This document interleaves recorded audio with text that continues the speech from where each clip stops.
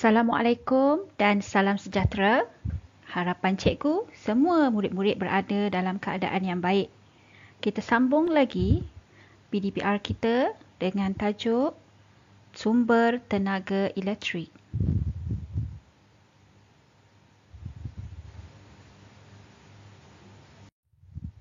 Baiklah, cuba kamu perhatikan pada gambar yang cikgu berikan ini, ya.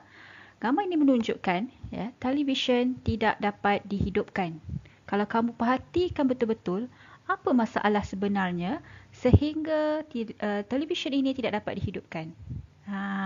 Okey. Kalau kamu nampak, dia tidak sambungkan wayar wayar televisyen itu kepada sumber tenaga elektrik. Jadi, ya, mengapa? Dan daripada mana ya televisyen ini dapat dihidupkan? Daripada mana sumber tenaga elektrik yang diperoleh? Baiklah. Apa itu sumber tenaga elektrik? Ya. Kita menggunakan tenaga elektrik dalam kehidupan harian kita. Ialah ya, kamu banyak menggunakan peralatan elektrik dalam kehidupan harian kamu. Ya, tenaga elektrik ini sebenarnya dapat menghasilkan cahaya, haba bunyi dan juga menggerakkan sesuatu objek. Jadi, apakah sumber yang dapat menghasilkan tenaga elektrik ini? Baik, yang pertama, ya, lepas ni cikgu nak kamu kira ada berapa sumber tenaga elektrik yang kamu dah belajar. Sambil-sambil cikgu sampaikan maklumat ni kamu kira ya ada berapa. Baik, yang pertama, stesen jana kuasa ya, stesen jana kuasa. Okey, stesen jana kuasa ini ialah ya terdiri daripada contohnya stesen jana kuasa angin, stesen jana kuasa ombak dan stesen jana kuasa hidroelektrik ya.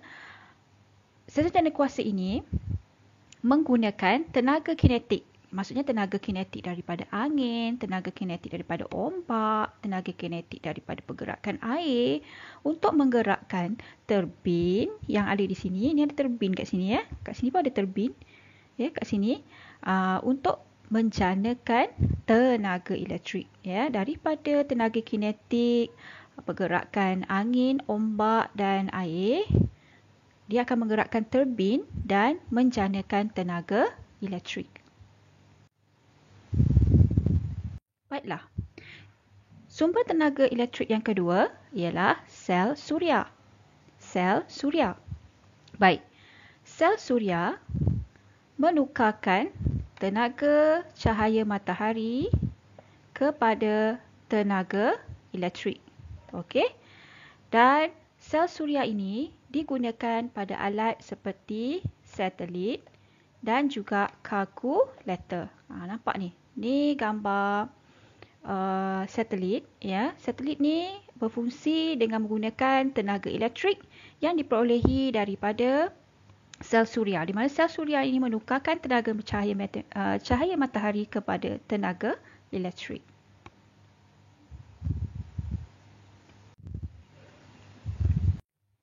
Yang ketiga ialah sel kering ya. Cikgu rasa kamu biasa jumpa ni. Ni di sini cikgu berikan beberapa contoh gambar sel kering ya. Sel kering ini menyimpan tenaga kimia. Okey. Dan tenaga kimia ini ditukarkan ya, tenaga kimia ditukarkan kepada tenaga elektrik untuk menggerakkan alat seperti ni ya, kereta mainan dan yang ini ya, alat kawalan jauh ya. Okey, sel kering ni antara kelebihan dia ialah saiznya kecil. Jadi mudah untuk dibawa ke mana-mana. Okey, boleh tak kamu beri contoh lain alat-alat ataupun peralatan yang menggunakan sel kering? Cuba fikir sebentar. Okey. Cikgu rasa mungkin dalam kepala kamu keluar apa dia? Lampu suluh ya. Lampu suluh menggunakan sel kering. Okey. Seterusnya, dinamo. Dinamo ni cikgu rasa kamu jarang tengok, ya. Dinamo ini contohnya terdapat pada basikal, ya. Okey, nampak tak? Dinamo ni dipasangkan di basikal berdekatan dengan tayar basikal. Kenapa? Kerana roda kecil pada dinamo ni akan berputar apabila tayar berputar. Okey, dalam dinamo ni, yang ni, okey, dia ada roda kecil. Bila bergeser dengan tayar basikal tu, maka dia pun turut berputar. Jadi putaran ini menukarkan tenaga kinetik kepada tenaga elektrik dan dapat menyalakan lampu basikal. Seterusnya, akumulator, ya. Akumulator ini menukarkan tenaga kimia kepada tenaga elektrik. Okey? Baik, biasanya akumulator ini digunakan untuk menggerakkan kenderaan bermotor seperti kereta. Tak semestinya kereta je, ya. Macam contoh cikgu bagi gambar ni, ini dalam kereta. Yang ini di motosikal. Okey? Lori pun ada akumulator ni. Okey, biasanya digunakan pada kenderaan. Baiklah. Seterusnya, sumber tenaga elektrik yang seterusnya ialah penjana. Cikgu pasti mungkin istilah penjana ni kamu baru dengar. Tak pernah dengar pun agaknya, ya. Tetapi kalau cikgu sebut generator, pernah dengar? Mungkin kamu pernah dengar. Ya, generator sebenarnya istilah bahasa Inggeris, ya. Istilahnya ialah, dalam bahasa Melayunya ialah penjana. Okey, penjana ni contoh dia. Okey, penjana ni biasanya digunakan di pasar malam, ya. Biasa kita nampaklah di pasar malam. Okey, sebelum tu, ya. Penjana menukarkan tenaga kimia kepada tenaga elektrik, ya. Tenaga kimia yang terdapat daripada petrol, ya, ditukarkan kepada tenaga elektrik. Okey. Baik. Contoh di sini, ya. Cikgu ulang balik, di pasar malam ni, biasa malam gelap, kan? Jadi nak pasang lampu di pasar malam tu, dia gunakan, di mana ada suis elektrik macam kat rumah, kan? Jadi dia gunakan generator.